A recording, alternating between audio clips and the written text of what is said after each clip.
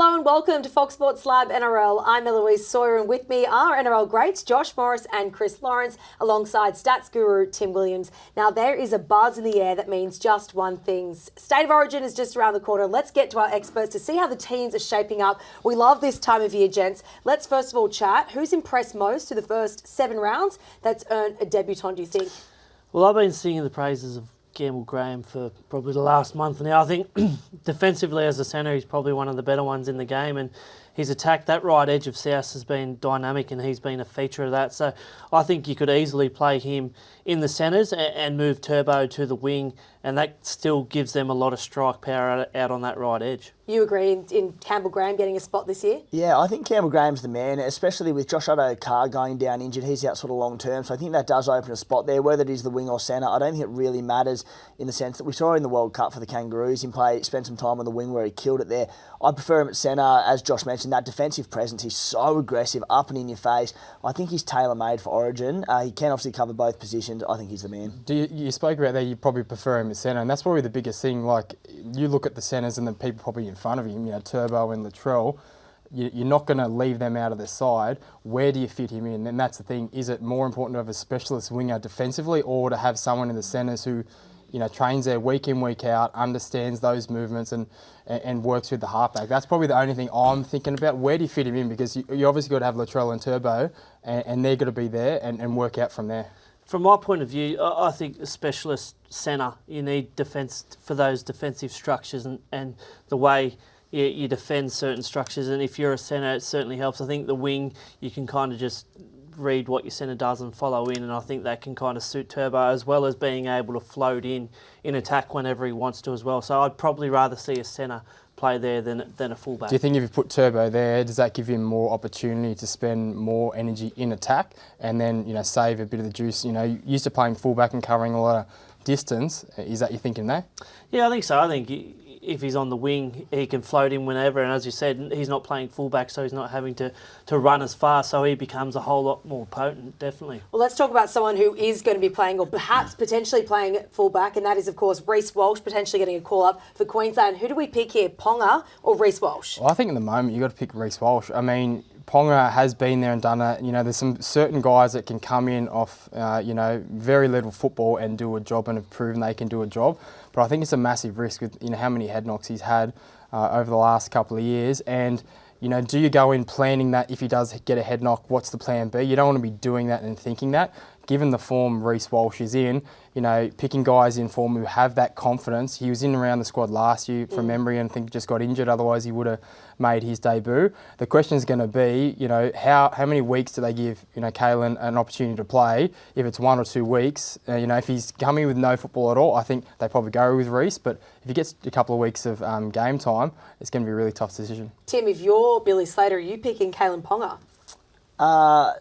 As a New South Wales fan's sake, perspective I should say, I hope they go with Reece Walsh because I can't believe you're saying against Kalen Ponga, a bloke who pretty well, I shouldn't say single-handedly, but not far off, had beat the Blues last season. He can move back to fullback there. He's back for the Knights this weekend, so he can get 3 or 4 games under his belt.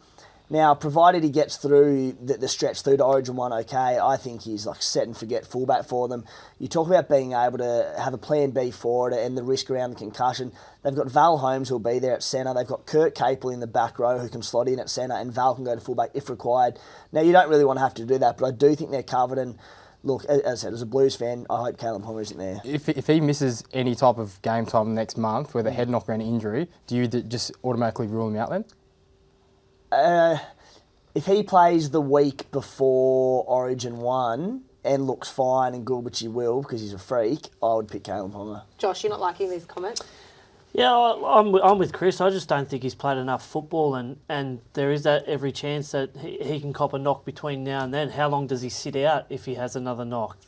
And if he plays fullback, well then I've got no doubt that New South Wales will target him, and you could see him spending some time off. You've got Cobbo there as well that could potentially play fullback as well. So I don't think it's dire straits for Queensland if he doesn't play, but if he does play, he was one of their best. Well, you look at someone like a few years ago, Boyd Cordner, someone who had a history of head knocks, came in and got a head knock early, and just what effect, you know, a senior player who had proven that could come in and play with injury, but when they did get injured in the game, what effect that did have, you know, and a large hole. And I look at Kalen as somewhat similar.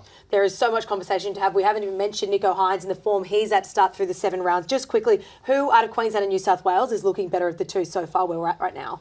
Oh, I think New South Wales, but there's a lot of footy to be played between now and Origin. I think Kaloa Matangi's probably a big loss as well. He was probably in line for a Blues jumper, but you know that gives someone like Ola Kawatu a chance as well. So I think over the next month we'll see people jump out of the box and get themselves their jumpers. Yeah, absolutely. We're counting the sleeves until the first game in Adelaide on May 31st.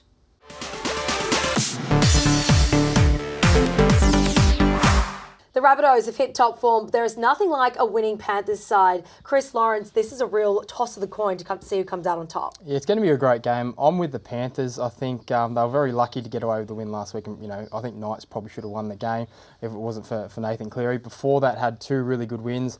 I think it's probably the wake-up call they needed just to really sharpen their focus. They come up against South. It's a big game, and the Panthers get up for a big game, so I'm with the Panthers. Yeah, absolutely, Josh. A few injuries for the Rabbitohs, but Latrell Mitchell and Cody Walker in red-hot form. They were. I think in that sin bin period, they had a hand in everything. All their points came through them, so they need to be firing this week against a Penrith side. Keon Kaloa Matangi out. That's a massive loss for South on that right edge. His combination with Ilias and Campbell Graham, so I think they'll miss that. So that's why I've tipped the Panthers. Tim, you're looking like a bit of an Iceman over there. Nathan Cleary, talk us through it.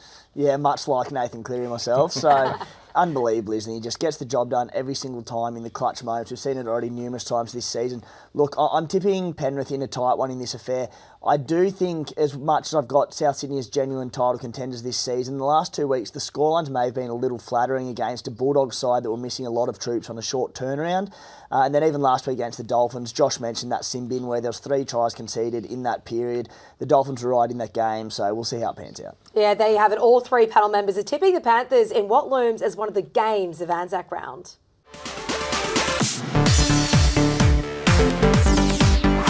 We are about to find out if the Eels really have their season back on track. They tackle the Broncos in Darwin. And Tim, you believe they can chalk up win number 4? Yeah, it's going to be an excellent clash, this one. And to me, it's the battle of the forward packs, isn't it? 2 of the probably in-form forward packs of the competition. Brisbane are relentless, but Parramatta took them all the way to a grand final last season. They've had a few injury concerns and suspensions with Ryan Madsen earlier on in the year, so Parra in a tight one. I will come to you next, Chris, just on this one. Does the heat up there in Darwin play a part in this game, and how much so? Oh, I don't think it does. The fact that Eels go up there each and every year, they will be accustomed to it, and the Broncos, you know, training up there in Queensland would have gone through quite a humid pre-season, so I don't think it's a factor. I've just gone with Eels purely for the fact I think their win on the weekend, even though it was against a Bulldogs side that was down on troops, it's a big confidence booster. They're a massive confidence team, and I think they'll take that into this week. Josh, you're tipping the Broncos. I am tipping the Broncos. I thought they were outstanding against the Titans, and Queensland sides have a good record up in Darwin. As Chris said, I don't think the heat's going to be too much of a factor. I think the forward pack matchup's going to be outstanding. I think Haas has been on fire, Carrigan, Flegler, and then the outside backs for the Broncos, they've been electric as well. So I think they can get the job done against the Eels up there. Yeah, there you have it. Can the Broncos maintain the rage, or will the Eels continue their resurgence, or will be answered in the top end? League is life. It's exhilaration, anticipation, highs and highlights. League is everything. That's why we've made a betting brand for League fans. That's better. Chances are you're about to lose.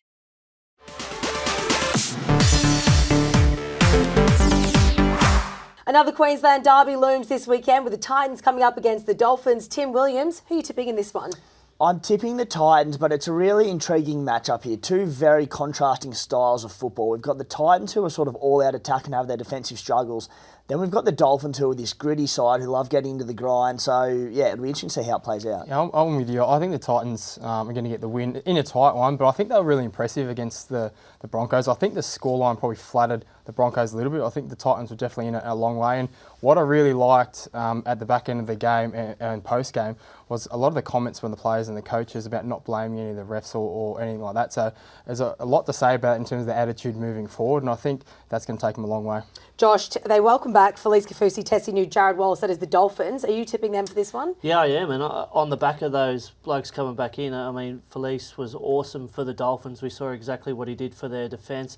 Tessie New, he's been dynamic out of the backfield. He's like a Brian Tuttle mould. And then Jared Wallace, who is an ex-Origin prop. I think those three inclusions can get them over the line. Yeah, certainly. All to be told, the loser drops out of the top 8 here, so there is plenty to play for at Suncorp on Sunday afternoon.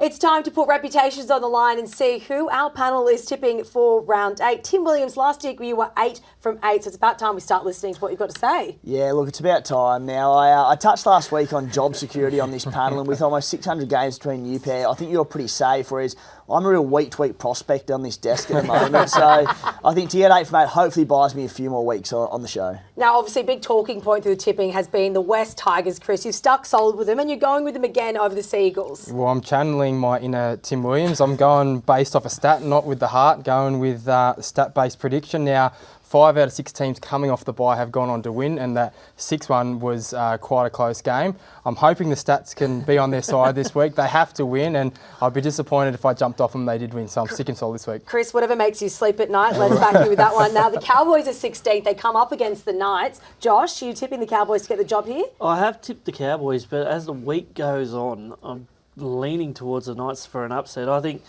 Kalen Ponga's 100th game, just the way that the Cowboys have been playing at home, they just haven't shown that it's a fortress. So I'm tipping them this week, but if they don't win this week, can they make the 8, Chris? Well, I don't think so. I honestly, and I've been very much similar to yourself, sticking with them. I think Tigers and Cowboys are 2 teams that after this week I might have to jump off, because I keep saying the Cowboys have to turn it around. You know, they were so good last year. I think up at home, if they don't win, I really don't see them making the 8. I like that. One of the few things I like about the Cowboys at the moment, this weekend they have that backs against the wall mentality. They have to win. They know they have to win. So I can see them getting up for it. The one thing about it, their spine is intact. So I know they're missing a few key forwards. Jason Tamlo is a huge loss, but with the spine intact, I think they've got enough points in them to maybe get away with it, but I'm not confident. What about another spine that's been in pretty red-hot form, led by the front, of course, by Nico Hines? They come up, of course, against the Bulldogs. Who you got in this one? Yeah, look, Bulldogs, they're decimated. Yeah. $4 million worth of talent sitting out there. I mean, I'd really love to see them win, but it'd take a monumental effort after what the Sharks have produced last week against the Roosters to get the win. The only thing with that is you look at the Sharks' loss against the Warriors, where they got in front really early and probably took the foot off the pedal. I know they probably are going to address it, but is it something in their game that we probably didn't see last year when they get so far ahead? A Bulldogs team backs again, another team backs against the wall. If they're within striking distance, you know, are they a chance?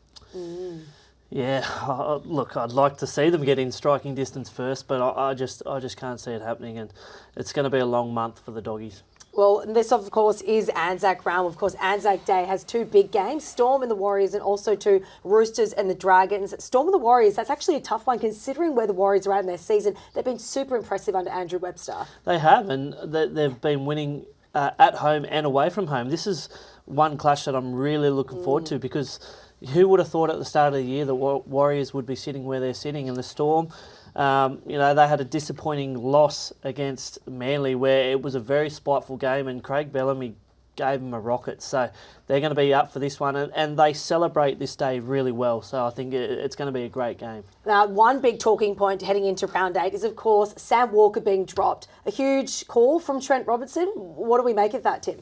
A substantial call, isn't it? Now, obviously not too bad to replace with Joey Manu coming into the halves there. I like it in some respects in that defensively it'll make the unit a lot better. Sammy Walker, he has a crap, he's a little body. Joey Manu is an absolute brick wall in defence. So that will help. In attack, I actually don't love Joey Manu playing as a playmaker. I prefer him in that roaming role just because I think it does stunt the rest of the line. You know, first and foremost, Joey Manu is a ball runner, not a ball player. So I don't love it. That being said, I think the Roosters will have too much firepower. What do you do if they win the game well, and maybe win the next week? What do you do with Sam Walker? Like, they've invested and they said he's going to be the long-term half, but where do you go from there? Well, I think Trent Robinson knows what he's doing. He's obviously seen some flaws or faults in his game that he needs to go back down to reserve grade and readdress. He is the future of that club, but everyone's been through it. We all go through it. You have patches and you go back down, you work on it, you come back better player. And I know for a fact that Sammy Walker will do that. Yeah, he's certainly been around in the game for some time, Trent Robinson. You'd think that he is making a right decision for the Roosters. So as we put up the tips for the Anzac Day round, you can see that Josh is going solo with the Broncos and Eels, while Chris is sticking fat with the Tigers. I hate to emphasise it, Chris, but I do hope they get up. Thank you to all of you, Josh, Chris and Tim. The Anzac round is a special part of the NRL season and we can't wait to see how it unfolds. Don't forget to subscribe below and follow us on socials. We'll be back with Fox Sports Lab NRL next week. League is life. It's exhilaration, anticipation, highs and highlights. League is everything. That's why we've made a betting brand for league fans. That's better. Chances are you're about to lose.